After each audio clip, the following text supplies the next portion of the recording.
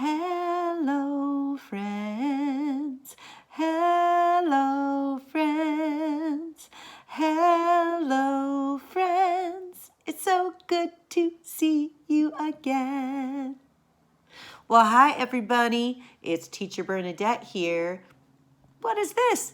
This is a story stone. I made a self-portrait and glued it on, and I'm going to use this stone to help me tell some stories. Now, I made some stones earlier, and I put them in this special little bag, and I thought I'd start out by telling you a story. I'm just going to reach in and pull one out, and then I'll know where the story begins. Oh. Once upon a time, there was a magic garden. In this magic garden, there was a beautiful purple flower that stood taller than the rest of the flowers in the garden. One day, I'm gonna reach in, let's see. A very curious dog came by the garden. Woof, woof, woof, woof, woof, woof. He had never smelled anything so beautiful. Woof, woof, woof. You smelled the flower? And it made him feel so happy.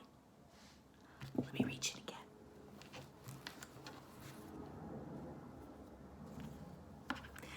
This dog, whose name was JJ, went to go find his friend, Rocket Dog. Woof, woof, woof, woof, woof. Rocket Dog, Rocket Dog. Oh, good to see you, JJ. What's happening? There is a magic garden I found. You have to come and smell the beautiful flowers. It'll make you so happy. Okay, let's do it. Woof, woof, woof, woof, woof. So they went to the garden, and they felt so happy because it smelled delicious. And it also was so beautiful in there. Just then, they heard a sound. And they began to get a little bit afraid. When suddenly there appeared a three-eyed monster. So they ran away. And they ran away. And they hid behind the giant flower. And they said, oh, we wish we were home. We wish we were home. And the flower said, your wish is granted. And then all of a sudden, they were home, safe and sound, because it was a magic garden and the magic flower had granted their wish. The end. So that's the way you can use these stones to tell a story. Now, to make these stones, first step is to find some, right? Well, I happen to live close to the beach, so I was lucky enough to go for a walk with my dog this morning and find these beautiful stones. I love bringing stones home. They feel so good in your hand. They've got a nice texture. They're different temperatures. They've got a nice weight. They even make nice sounds. That's right. So I took them home, I washed them, and I dried them. Now I know you might not be so lucky to live near the beach or be able to have easy access to stones. So if you don't want to make story stones, you could just use a piece of cardboard. This is from a box I had, and it worked just as well. So you could have story cards instead of story stones. For younger children, stones are great though. They're a lot of fun just to paint. I actually painted this one just with some watercolors that I had. And with the younger children, you know, you can have a bowl of sudsy water and have them paint it and then clean it and then paint it again and then clean it again, because it really is about the process with them, right? Having fun with the colors, seeing what they can do.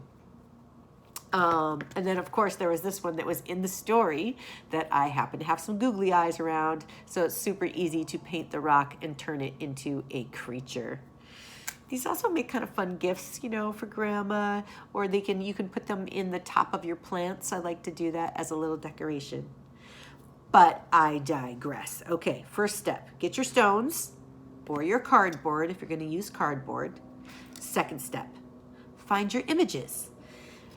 Now, I happen to be dog obsessed, so I had a magazine with lots of pictures of doggies in it. So that's why I have so many dogs on my stones.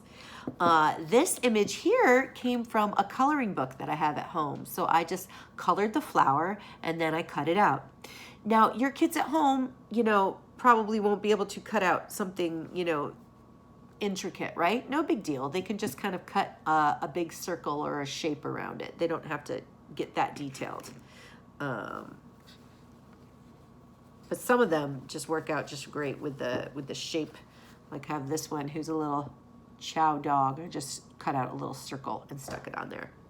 Or of course, you can draw your own picture and put it on there. And then you have a little more control over what it is and how big it is.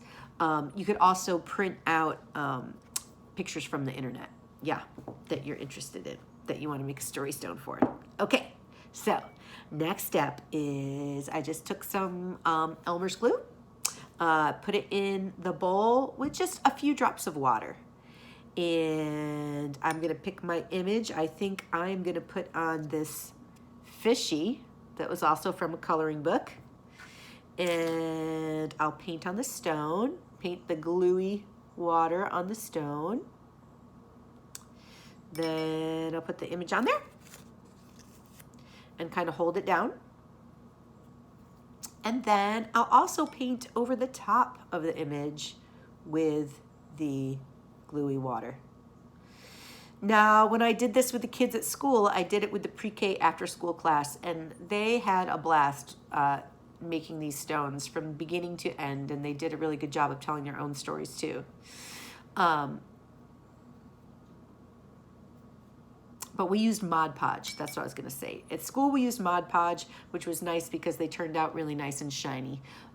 So if you have some of that at home, that works the best. This is probably the second best. And then I also experimented with some clear nail polish. The clear nail polish doesn't work as well if there's an image on the back side, because sometimes the image on the back side can bleed through. But that's it for my story stone, and I'm going to let it dry.